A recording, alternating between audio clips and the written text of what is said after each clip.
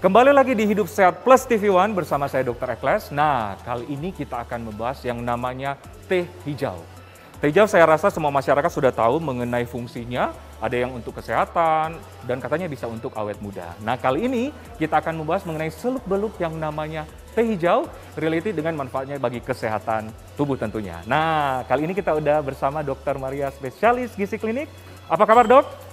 Tuhan luar biasa sehat. Luar biasa. Sudah minum teh hijau, Dok? Teh hijau. Nah, ini nih mau nanya. Hari ini kita ngomongin teh hijau, tapi teh hijaunya mana nih, Dok? Ya, nanti kita sambil nunggu ya. Oh, ternyata sudah ada teh hijau yang menanti kita. Ini teh hijau jenis apa, Mbak? Ini serendipity namanya, dia lokal dari Serendipity. Oh, oke. Wanginya khas sekali, Dok. Ternyata Enak ya, ini serendipity khas Indonesia. Oke, Dok. Ngomong-ngomong soal teh hijau, apa sih manfaat teh hijau bagi kesehatan?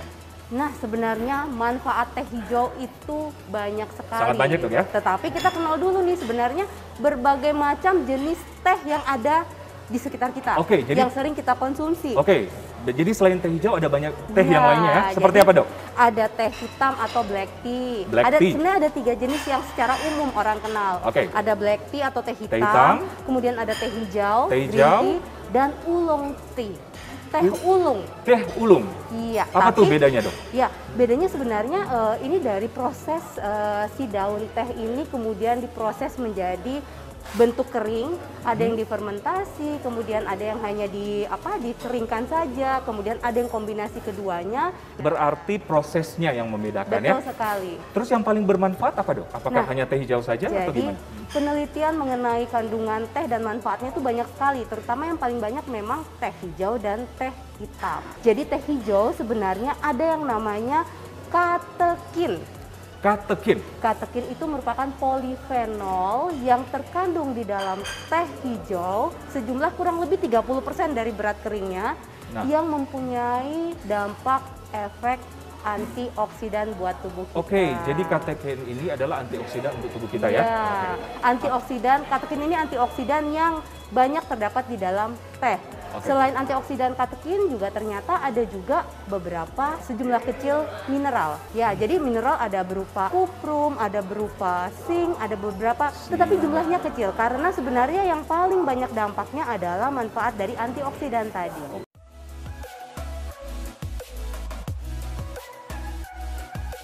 Banyak beredar di luar sana mengenai mitos yang berhubungan dengan teh hijau mengenai manfaat dan fungsinya. Nah, saat ini kita akan meluruskannya masih bersama dengan Dr. Maria.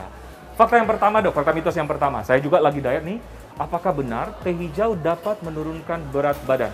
Fakta atau mitos, Dok? Fakta.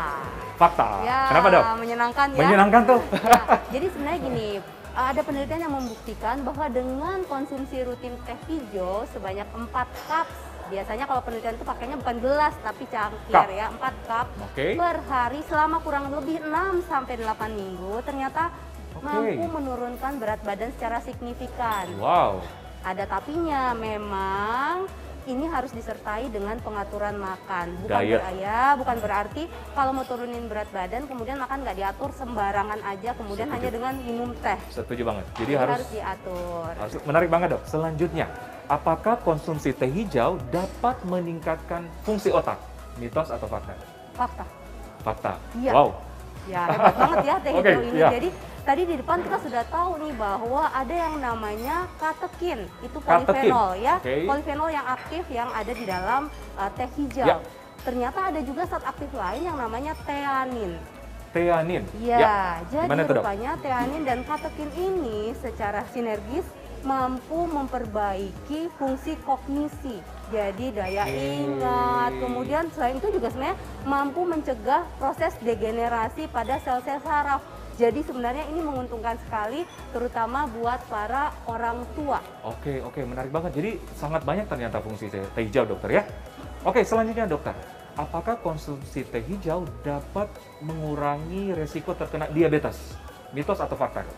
Ya, ini sebenarnya fakta. Oke. Walaupun pada kenyataannya dari berbagai penelitian ini masih kontroversi, Ya. tetapi ada kecenderungan dengan konsumsi rutin teh hijau ini menurunkan resiko diabetes.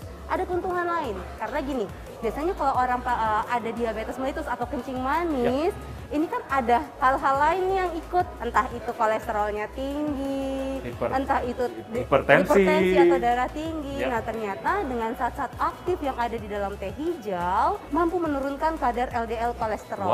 Jadi bonusnya banyak.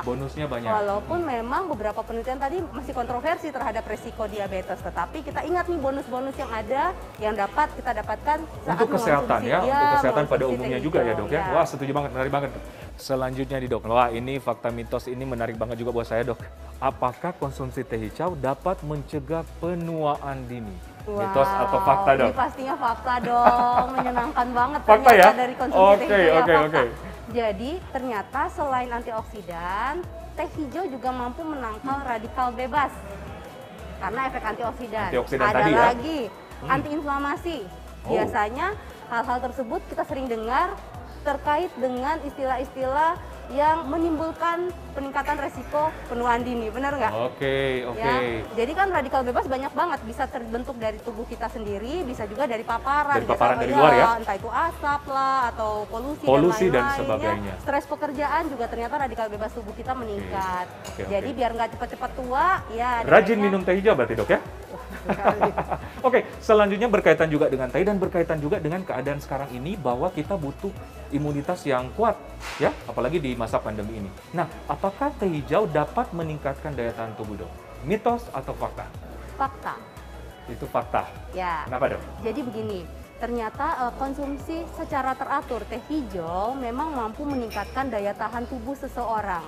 Oke. Nah, tentunya di masa pandemi ini ada bonusnya karena rupanya juga banyak penelitian yang membuktikan dengan konsumsi teh hijau mampu menurunkan tingkat kecemasan atau bahkan depresi dibandingkan orang-orang yang tidak minum teh hijau. Gitu. Jadi ini oke sekali dong. Maksudnya kadang-kadang kan kita butuh sebagai penenang, tetapi dapat bonus yang sehat buat tubuh kita. Benar. Nah, bagaimana dok dengan lansia?